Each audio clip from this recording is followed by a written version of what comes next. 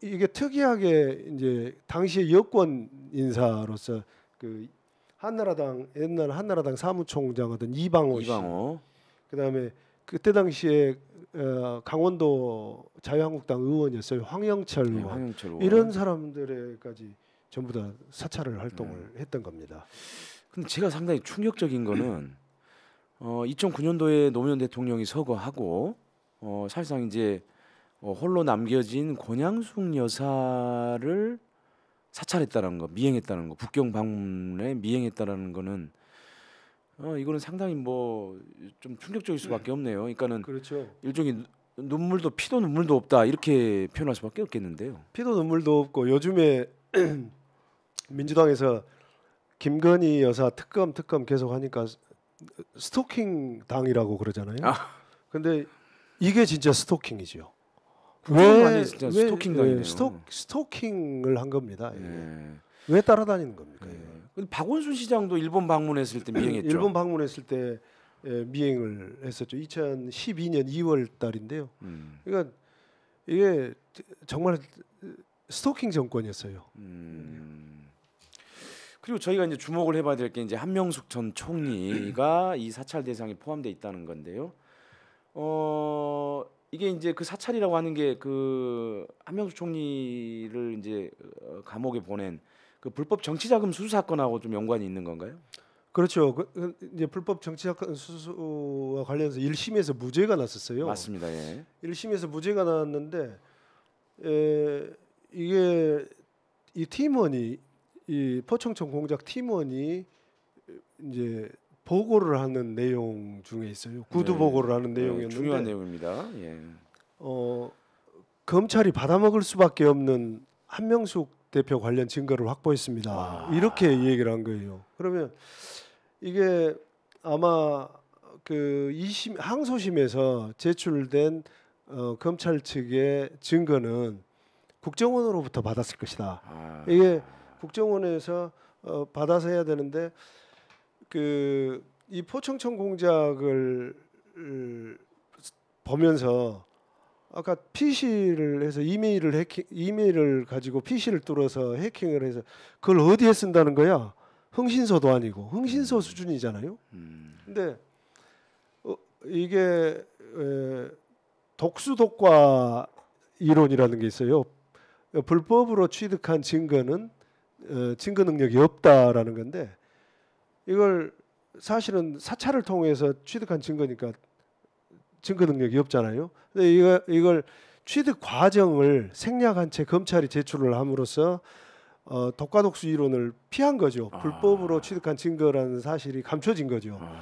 그러니까 우리가 이 자리에서 한명숙 대표의 유무죄를 따지는 자리는 아니니까 그걸 말할 필요는 없겠지만 만약에 증거가 불법적으로 취득된 거라면 한명숙 대표의 행위와는 관계없이 무관하게 그 자체는 무죄다 그렇게 봐야 되는 거죠. 그래서 그 부분을 제가 한번 문제 제기를 할까 했었는데 제가 무슨 한명숙 대표와 친분도 없고 그래서 저 혼자 알고 있었던 겁니다. 네. 이게 상당히 중요한 대목인데 국정원과 검찰은 사실 한 몸이었네요. 어쨌든 그렇죠. 한 몸이고 계속해서 한 몸이었죠. 네, 계속해서 한 몸이었죠. 예. 그래서 어떤 증거가 됐건 국정원에서 불법으로 취득한 증거는 나중에 합법의 과정을 거치는데 그 사실을 감추고 예를 들면 해킹을 해서 PC에 대상자의 PC에 어떤 증거로 쓸만한 내용이 있다고 하면 그 내용은 압수수색을 통하지 않고는 알 수가 없잖아요. 네, 그렇죠. 알 수가 없는데 거기에 있다는 것을 알면 확실하게 검찰도 압수수색 영장을 청구를 할 수가 있는 거거든요. 그래서 국정원에서 검찰에 대고 거기 좀 압수수색 해봐라. 항상 대공수사할 때도 그런 과정을 많이 거쳐요. 그러면 검찰은 거의 말 듣습니다. 처음에는 갸우뚱해요. 들어가면 진짜 있을까요? 있으니까 그냥 해봐라. 저희도 말할 수 있는 부분은 아니잖아요. 그러면 영장을 청구해서 압수수색을 하면 압수수색을 통해서 취득한 증거니까 증거 능력이 있는 거죠.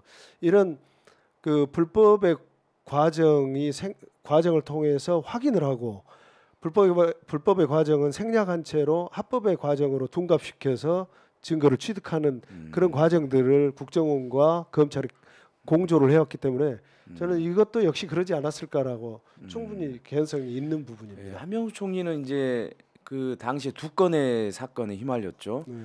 두 개 다 이제 불법 정치자금 수수 사건인데요. 곽용욱 대한통운 사장으로부터 돈을 받았다. 그다음에 이제 한만호 건설업자인 한만호 씨한테 돈을 받았다는데 곽용욱 건은 무죄가 됐고 그게 무죄가 되면서 바로 터진 게 이제 한만호 씨 그렇죠. 불법 정치자금 수수 네, 사건이에요. 그렇죠. 예. 그러니까 이게 어떻게 보면은 이제 당시 한명숙 총리가 노무현 대통령 그 추도식에서 서거했을 때 상당히 이제 그 사람들한테 인상 깊게 뇌리에 박혔고 그리고 또 중요한 야권의 대선 주자로까지 사실은 거론되고 이런 때죠. 그리고 그렇죠. 서울시장으로도 출마를 했어요. 아마 그런 것들이 상당히 작용을 했겠네요. 일종의 차기 야권 대선 주자를 죽이려고 하는 공작. 뭐 이런 성격이 충분히 있었겠어요. 그렇죠. 야권의 유력한 대선 후보를 먼저 이제 꺾자라는 것도 있었고 노무현 대통령 그 장례식장에서 보여줬던 이명박과 그때 백원우 의원이 또 시끄럽게 막 그렇죠. 했지 않습니까? 근데 예.